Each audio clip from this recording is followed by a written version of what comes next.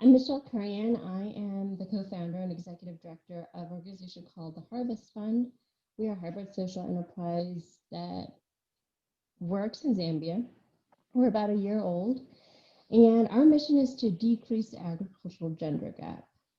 What does this mean? This means that we want women farmers to have the same resources as men because the country where we operate, women do 70% of the farm labor work, which is incredible considering they're all doing it with their hands, bare hands and bare feet. So our mission is to link women cooperatives with agricultural technologies and microfinancing to access those technologies in a sustainable manner.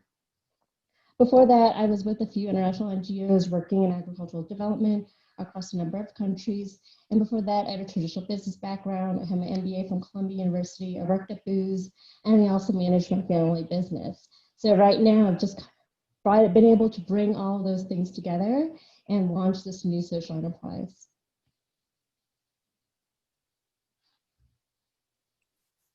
Okay, thank you, Michelle, and nice to meet you, by the way, today. My name is Gloria Ferrer. I am originally from Barcelona, but I live in the US right now. I started working in economic development more than 10 years ago.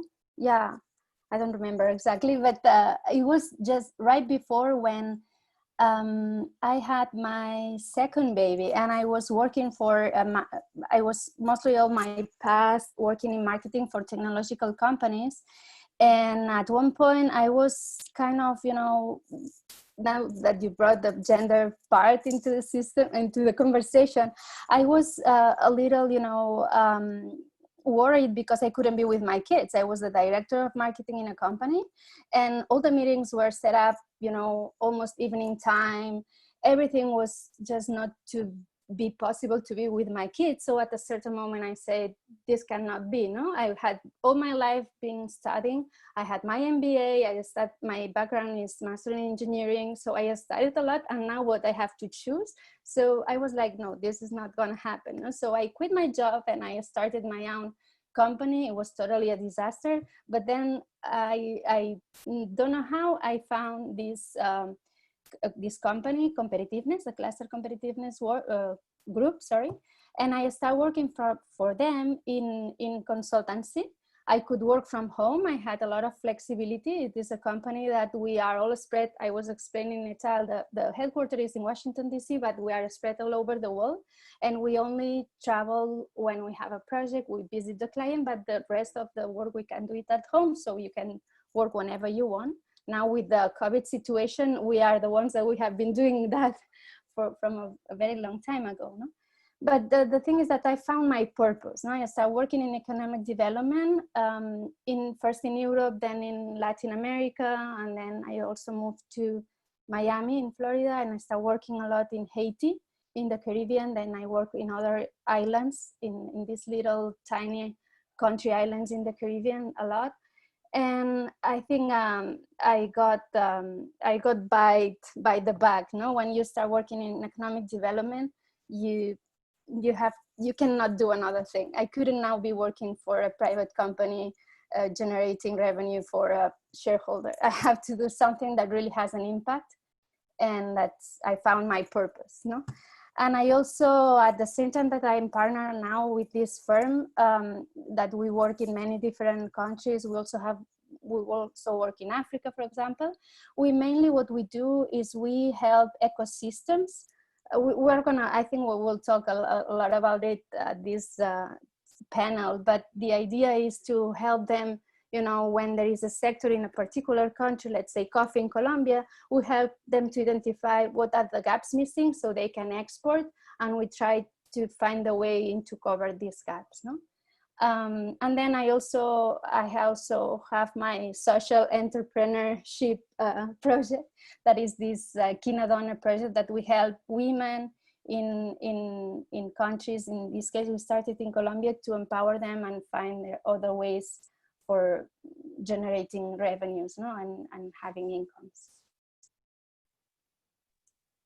Great, thank you both for sharing.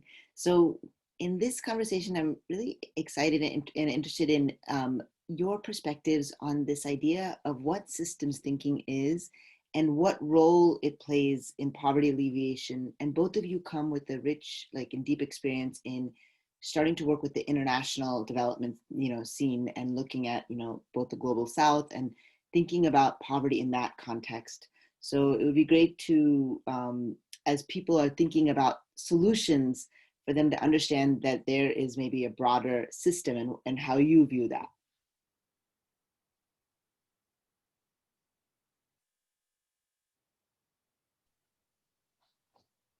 Yeah, I can go first because this factors a lot into how we structure the Harvest Fund. We don't want to be working in isolation in a bubble.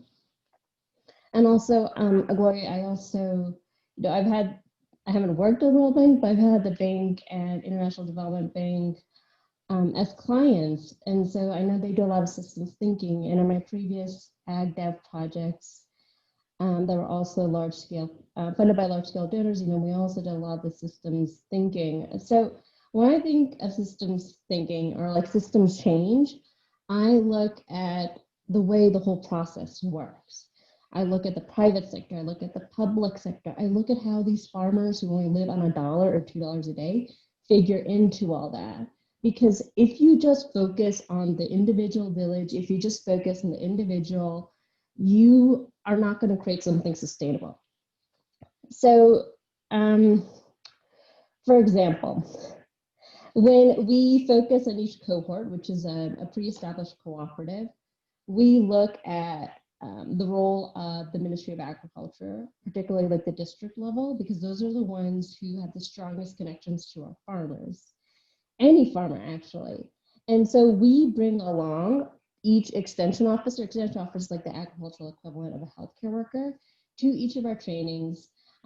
Even before that, we like set up meetings with the district so that they know what the programming is, because in that, as we train the extension officers, as we train the farmers, those extension officers become more capable and they serve as evangelists for our new practices, for the new technologies that we're introducing, whether it's a PICS bag, whether it's a future pump, solar pump, or like Kavuno soil testing centers, so that they can take that and take that to all their farmers, so that you're creating systems change.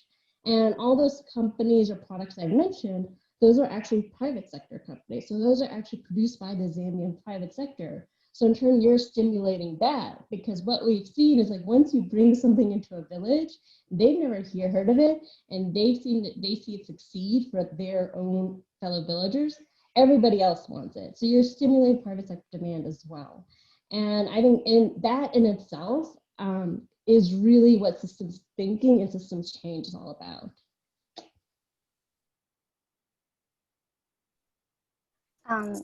Yes, Gloria, I'll let you go ahead. Yeah, I'm sorry. Yes, I totally agree. I would say my experience into that, I come from the part of the economic development, and in these big organizations or multilateral institutions, when they approach this idea of this, system thinking, or there's many different departments. No, there's the economic development part, which brings the competitiveness or innovation, technology, all this part. But there's also the social or the health or agriculture. No, all the other parts that brings, which is to really try to solve a problem, which is very difficult. No, because there are many groups or departments that or different issues that needs to be resolved. No? I'm saying that because usually when we start, for example, in a country, let's say, I don't know, we start a beef sector in Botswana, for example, okay? Or coffee in Colombia, or mangoes in Haiti. We start analyzing that sector in terms of, as you were saying, that there is something there that it makes sense. No? How many numbers, how many farmers are there? How many people is working in that sector? Do they have the ability to start exporting or not? What are they doing? Who are the main exporters? Who are the different agents we analyze what we call the value chain to really understand, for me going to Whole Foods and buying a mango, how much of this, I don't know how much I can pay for mango, let's say $3, how much of these $3, what is the amount exactly of quantity of these $3 goes to the farmer, or goes to the exporter, and goes to the transportation, no? And that's very impressive when you do this analysis, because you always realize that, you know, the biggest part who's taking the money are never the farmers, are all the other agents. And I'm saying that because it's really important to, when you approach and try to help a group of farmers, or, you know, even if it's this system thinking, you need to analyze and understand the data, and then bring the solution as a whole. And of course, I like the idea of being the farmer as, you know, who do you want to help? Do you want to help the farmer? Do you want to help the exporter? Not like who is your patient, or who is you want to help. And then also what I feel that is the most difficult part is, okay, I want to help this farmer in Haiti, mango farmer. But, you know, okay, that maybe he can, you know, instead of selling to this regular chain, regular way of selling, there is another way that can sell directly to a buyer and get more money, but he does not have all the chain of distribution done, no? And these are the little things you can do it. But then maybe you solve, and that happens to us in other places, that you solve the problem of receiving the income, but maybe this income is not going to help, you know, the children is not really eating better, or is not using to, you know, have a better healthcare for the family, or, you know, so these problems need to be not only thinking in an economic point of view, but trying to be this farmer as a kind of user-centric approach, no? Like trying to help them. Or other problems we have found that, for example, if when he picks up the mango, needs to put this mango in a cooler, on a refrigerator in less than 2 hours, there is no electricity where the farm is, no? Or things like that. And we never think about that. We always make these assumptions, and then in reality, it's not like this, no? So it's this way that we should work more as a how is it called in the companies? They do like teams that are with different multi skills approach, you know, like, you know, when these fast fashion firms, they put a designer and a buyer and people from a store, you know, like multidisciplinary. It's not design thinking, right? Well, it's multidisciplinary teams, you know, like teams that are working for the same person, for the same group of farmers, but there is the vision of the economic, the social, the health, education, no? Like more in this sense, no? The climate, no? Because it's very important to also take care of the planet, no? Like all this part. This is great. And I think you've kind of brought up an interesting point of looking at being able to uncover potential gaps by maybe doing this value chain analysis or mapping. And I wonder for both of you if that's something that you have, that you both have done some of that to almost follow the chain. And if you have any suggestions for people, because for Impactathon, especially when people are starting to address some of this, they may need to map out the current, you know, like the current value chain or supply chain or what, you know. And so do you have any tips for either of you, whether in agriculture or in the other industries that you worked, that how you've been able to map those, like how that whole chain, you know, develops? You want me to go first now, Michelle? I'm sorry, you are always going first. Yeah, you can go ahead first, Gloria, and then I can join in with some of my value chain experience as well. I mean, our unit of analysis is this value chain always in all our economic development projects. But we have always this double hat of, you know, understanding the local value chain, you know, how this coffee producer in the tiny island of Dominica in the Caribbean, you know, understand all the value chain that is there, no? Who is the farmer, who is how this bean is then moved to another part, who is roasting, who is toasting, how is it packed, when is it sold, when is it exported, if it's in green beans or if it's roasted, all this part. But then also, and it's important to understand the global part, no?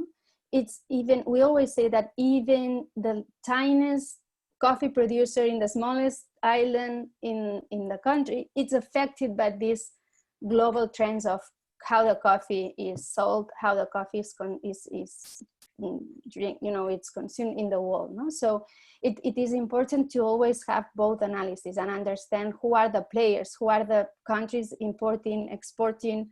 If you are competing in cost, in a value chain that is meant to be done in cost, you are competing with the countries that are exporting coffee in cost. And then it means that you are competing with countries that probably are huge in the world, you know, like Vietnam is a producer that is one of the countries producing most coffee.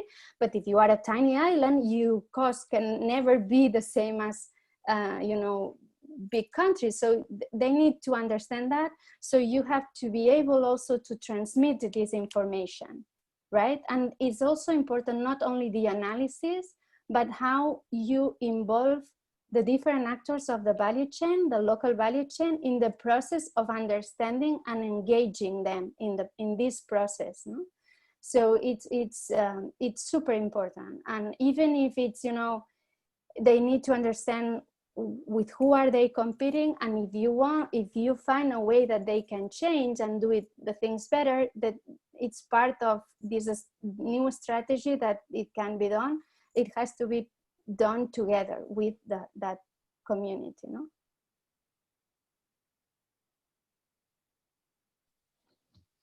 Nita, before I chip in with my thoughts and value chain analysis, I just want to make sure that there weren't any specific questions that you wanted to ask based on Gloria's response.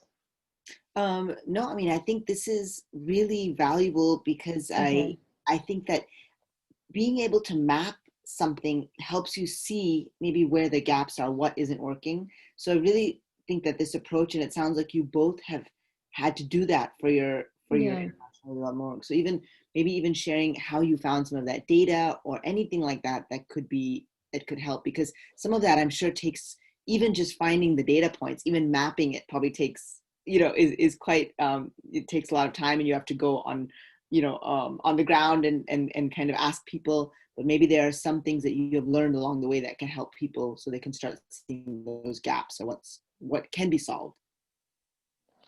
Yeah. I mean, when you're looking at certain countries, there's just not a lot of data on the internet. And so a lot of it's going to come from your primary source interviews, which will be hard to do in 2 days. So for example, when I was working on Project Mozambique, I did have to map a lot of value chains out. A lot of the data came from people on the ground who had published other reports. A lot of it came from primary interviews. But I would think about it this way, you know, because you're not going to be able to access that during the Impactathon, or maybe you might want to just set up office hours with one of us, depending on your area. But think about it this way: even if you just want to use a country where you're familiar, like the US or Canada, think about where, like say tomato, where it starts with the seed, of course. Who's providing that seed? What's the cost to them? What's the price they're selling it at?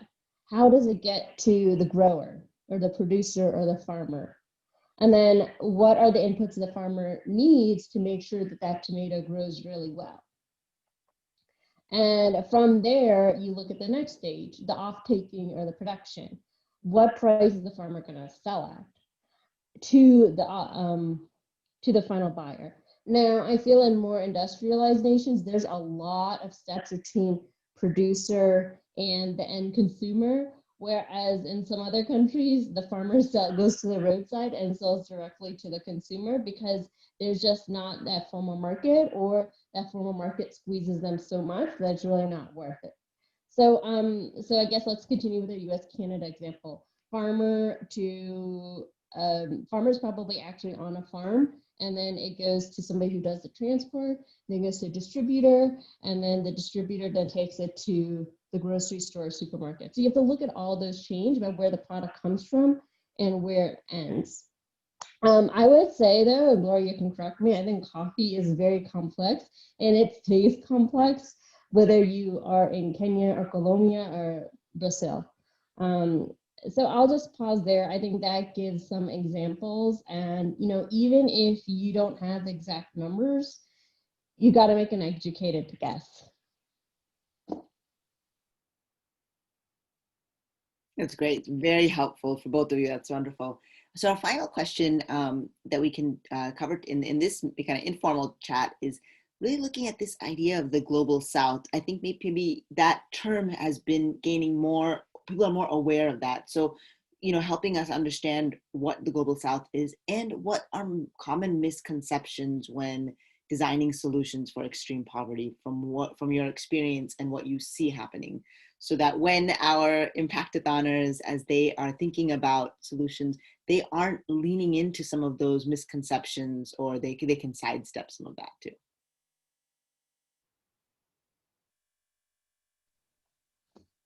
I'll go first. So there's a few things, and before I just start talking about the global South, really generally, there are so many disparities, even when you look from country to country. So even when you look at, like, say, Kenya, which I think is really well integrated in terms of mobile finance, which makes it a lot easier, where I think the infrastructure in terms of like data and phone are a little better than if you go to Malawi, for example. Malawi is just like one or two countries south. So you really need to consider all those things. I think I'll start going into misconceptions. I think one misconception is, outside that, generalizing, one is that the level of connectivity. So for example, as we go about our cohorts, we actually need to take our phones and we need to see if there's service there. Because the thing is with telecommunications, it's not guaranteed. Whereas like if you go to a remote part of Uganda, you might be able to make a phone call. So for us, our first cohort, we actually have to go there to schedule a session for training, because they might not get text messages or phone calls, even though they're not very far from the road. It's just that patch of area is just not connected. And then it's also still very costly for them, or even sometimes me, it's like to send a text message or make a phone call. And so they might see the missed call, but they might not be able to call you back or text you back to tell you their response. So keep that in mind. Secondly, I've heard things like, well, why don't you just drop ship the seed or inputs? I'm like, there's no address. You're not dropping it or sending it to 123 Village Way. That does not exist. So everything is very manual. Three, I think a lot of people love to come in with technology solutions, especially high-tech solutions. And the thing is, when I tell you about the situations with the telecommunications, if your basic user doesn't know how to use a smartphone or cannot afford a smartphone or doesn't have the data access or money to afford data, how are you going to automate anything? And automation usually happens with big organizations, right? You got to think of like a Nestle or an Espresso or like a Parmalat, and they have the ability to automate, but all of their supply chain is integrated. Now, when you're thinking about the one-off small-scale producers, it's kind of lost. Or even like the local company, like maybe a local egg producer or chicken, broiler producer, they might have like a small scale supply chain, and so they can't automate that because all their producers are just not connected or don't know how to get connected. So I mean, those are things you have to think about before you design a solution that you think might work in some area, but it's just not going to work somewhere else. I think also when before design the solution, and it's also part of what we were discussing before, you need to understand what is the problem. So it's the first thing to do. And that's a lot of the mistakes we've done is because we go and tend to go directly to the solution instead of really understanding the problem. And I'm facing that with my Kinodona thing because I'm trying to empower women. But at the end of the day, for example, we are selling these bracelets in the US, but now with this COVID situation, I cannot sell anything. So now the solution was not the good one because the really problem, it was maybe well defined. You know? So that's very important. First, to understand what is the problem you want to solve, and then find the right solution. And when finding the right solution, I would say that there are some misconceptions or some mistakes that we tend to do in the approach of doing it. And for poverty especially, is one is this idea of us being, especially with the global south, patronizing it with the donations, you know, like, you know, we tend to see we have the solution, there is something happening, we just donate, we give money, and it seems that you are doing a good job, but sometimes you are not, okay? And I can, there's actually a documentary, it's very good, if you can, or maybe you already have watched it, it's called Poverty Inc., and it explains this idea, of donating. Of course, when there is an earthquake in Haiti, or when there is a hurricane in Bahamas, the first thing we need to do it because it's a humanitarian crisis. But after that, you have to stop donating to that country in this sense, because otherwise the solution will always depend on these subsidies, on these things. And in Haiti, for example, the rice industry was totally destroyed because the United States was sending all the leftovers of the rice companies to Haiti for free. So they were giving this rice for free in the country, and now then the farmers of the rice, they didn't have a job because they were competing with free food. That's impossible. Or with the second-hand donation of clothes from the US to Haiti, it has completely destroyed all the dressmakers' little workshops that they were doing, clothes for the local people. No? So this is very dangerous. We need to be very careful on that. The solution has to come from them, from that community, not from us bringing something, this idea of patronizing. And it doesn't need to be also, we always say, we talk about global south, but there is a lot of extreme poverty in our communities, and we keep doing the same thing in this idea. I was here in my neighborhood in Miami, there's a school and a church, a Christian church, and they organize every year the festival for the poor. And it has all the rich kids going to attend this festival for the poor, and with concerts, games, and they pay, and all the revenues, they go to the poor. And it's like, this is the model? No, you have to go and learn and understand them and see what's the problem. No, this is not the way, no? And the other approach that it's not also donating, but maybe more related to economic development, is understand the ecosystem, is what we were talking, is understanding really the ecosystem, because maybe you can put a factory in the middle of Tanzania to process fish, and then what really you are doing is that in order to have workers going into that factory, men has to move from another town, so they are leaving their families, so the families are without the parents or without the dad. The dad is going to move in another area to work, and then this dad maybe earns the money and then uses it in bad manners or whatever, alcoholism, these things. Or even when there is another very good documentary that explains these kind of things that we do in putting ecosystems, things in ecosystems without really understanding it. And it's called Darwin's nightmare. And it's this idea of these factories of fish, processed fish in the middle of Tanzania next to Lake Victoria. And they were, processing the fish, making fillets and sending them to Europe, okay, with airplanes. And on the way back, do you know what those airplanes were bringing back to the country? It was mostly aid and guns. So you see, it's like you are solving one thing but destroying the other thing. No, and it's because you need to work with the ecosystem. And the third thing I would say is that you need to test.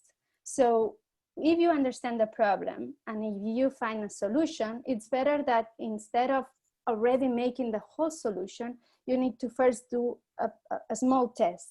This, what we call in entrepreneurship, is what we call a minimum viable product, to see if it works, and then if it works, then make it bigger. But this idea of try and test and talk to the who you are trying to help.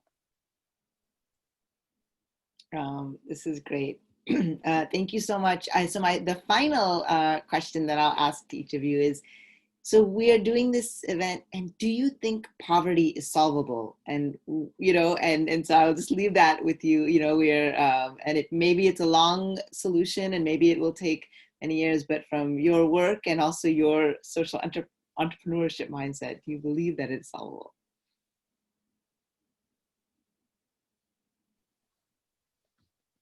So since Gloria mentioned 2 documentaries, both of which I put on my list, I'll mention a book that I just finished reading. It's called Truthfulness. And he stated a really interesting fact, which gives me hope that poverty is solvable. India 35 years ago was at the same level of Mozambique. And Mozambique is one of the countries, it's absolutely beautiful. I love that country, but it ranks very low on the list of OECD countries. And so if you think about that level of development, it's absolutely remarkable. And so that gives me hope that poverty is solvable. And especially like me, myself, coming from a family that did live in like extreme to, middle poverty, I think it is solvable. And I don't think I would have left my prior career if it was not solvable. I think, going into Gloria's point and, where the problem is, I think you really have to fixate on that. For me, when I did value chain analysis and when I did look at extreme poverty, especially rural, I just thought, okay, there, sometimes the value chains I was working, they were kind of shallow. And I looked at where farmers weren't making enough money. And for me, I saw it as productivity. Right? Their volumes were not high enough. Their price was probably about as high as it's going to get. There were a few things they could do to improve that price, and that's really with the technology interventions. But volume, it's price times volume equals revenue. If we get the volumes up, then the revenues can go up. And also when you work, you can kind of wiggle that price a little bit as well. So I think just in a nutshell, like focus on the problem, and have hope, and I think poverty can be solved slowly, but in a matter of years. Yeah, I totally agree on what Michelle is saying. And actually, I think it's part of our responsibility as a human being, to be sure that we need to do it. And I think the new generations are also more aware of this situation. And there are a lot of new global trends that are into that direction. All the social and conscious awareness of, there are a lot of firms that they produce, for example, clothes. One of my favorites is Everlane. I don't know if you are familiar with that. They produce clothes designed and they only use factories that they pay well to the employees, and the workers are in good conditions. And this is it's our mandate. We have to do it. there are some also some indicators and some statistics coming from for the COVID situation that are worrying me a little bit, in the sense of they are saying that after COVID, with the economic crisis we are facing, there will be, the middle class will go down, and you know, the rich people will be richer and the poor people will be poorer, no? And that's kind of, you know, and then for example in food, it means, you know, the rich will eat super high value food and all organic and, you know, taking care of the planet, and the poor will eat cheap food. We cannot let that happen. You know, it's our responsibility to really take control, and not only, I would say, not only with the economic situation with the poor, but also with the planet. And it all these islands or all these countries that are full of resources, natural resources, and we are just, you know, using them to, you know, the coffee, cocoa, no, really all these things, or the tourism, for example. We haven't talked about that, but there's a lot, no, with all these cruise ships going into these islands, and it has to make us stop and think, no? And I think this pandemic, perhaps, and I have maybe the faith and saying that it will change the mind of a lot of people into that new and good direction.